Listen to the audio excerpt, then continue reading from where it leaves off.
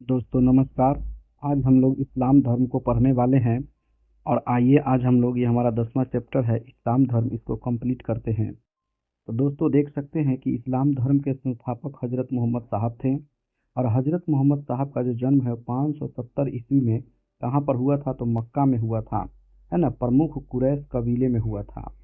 तो याद रखेंगे दोस्तों, इस्लाम धर्म के जो संस्थापक थे वो हजरत मोहम्मद साहब थे। उनके पिता कौन थे, तो अब्दुल्ला, और उनकी माता कौन थी, तो अमीना थी। उनका लालन पालन उनके चाचा अबू तालिब ने किया। हजरत मोहम्मद साहब को 610 ईस्वी में मक्का के पास हीरा नामक गुफा में यानी कि ज्ञान की प्राप्ति हुई।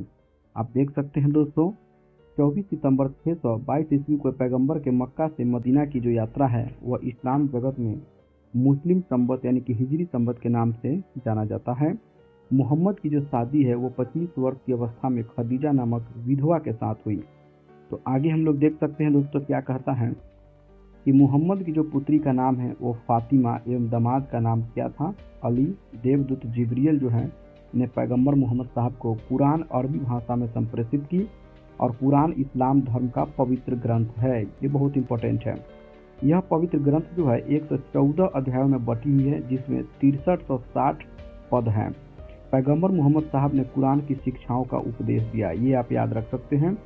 हजरत मोहम्मद साहब की जो मृत्यु होती है वो 8 जून 632 ईस्वी को हुई और इन्हें मदीना में दफनाया गया।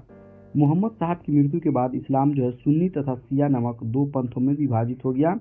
जैसा कि आप बहुत सारे धर्मों में देखते हैं कि वो आगे चल करके कई भागों में विभक्त हो जाता है। सेम इस्लाम धर्म में भी हुआ है। आप देख सकते हैं, सुन्नी उन्हें कहते हैं जो सुन्ना में विश्वास करते हैं। सुन्ना पैगंबर मोहम्मद साहब के कथनों तथा कार्यों का विवरण है। आप समझ गए होंगे कि सुन्ना आखिर है क्या, तो जो कथनों यानी कि मोहम्मद साहब के कथनों एवं कार्यों का विवरण होता है।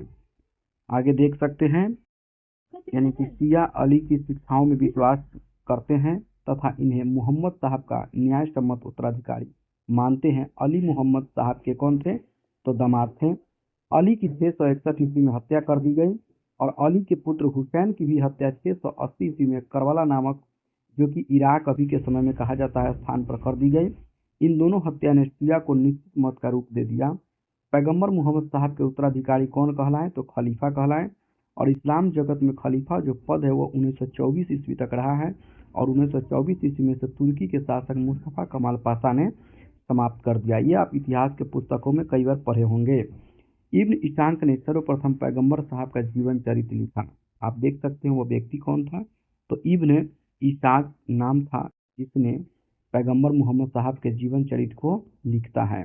मोहम्मद साहब पैगंबर के जन्मदिन पर ईद ए मिलाद उन नबी पर्व मनाया जाता है। अब आप कंफर्म हो चुके होंगे कि हम लोग ईद क्यों मनाते हैं, तो उस दिन मोहम्मद साहब पैगंबर का क्या है, तो जन्मदिन है ना। भारत में सर्वप्रथम इस्लाम का जो आगमन है वो अरबों के जरिए हुआ, है ना, अरबों के जरिए होता है।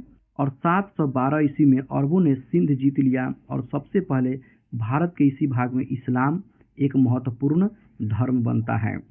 आइए नोट में हमें क्या कहता है कि नमाज के दौरान मुसलमान मक्का की तरफ मुंह करके खड़े होते हैं। भारत से मक्का पश्चिम की ओर पड़ता है। भारत से मक्का किधर पड़ता है, तो पश्चिम की ओर पड़ता है। और मक्का की ओर की दिशा को क्या कहा जाता है, तो किबला कहा जाता है। तो दोस्तों ये था आज का हमारा इस्लाम धर्म का टॉपिक, जिसे हम लोगों ने पूर्णतः कंप्लीट कर लिया है। अगर यदि यहाँ से कोई प्रश्न आपको एग्जाम में पूछता है तो आप आसानी से उसको बना सकते हैं। तो फिर हम आपसे मिलेंगे दोस्तों एक नए वीडियो में। तब तक के लिए जय हिंद, धन्यवाद।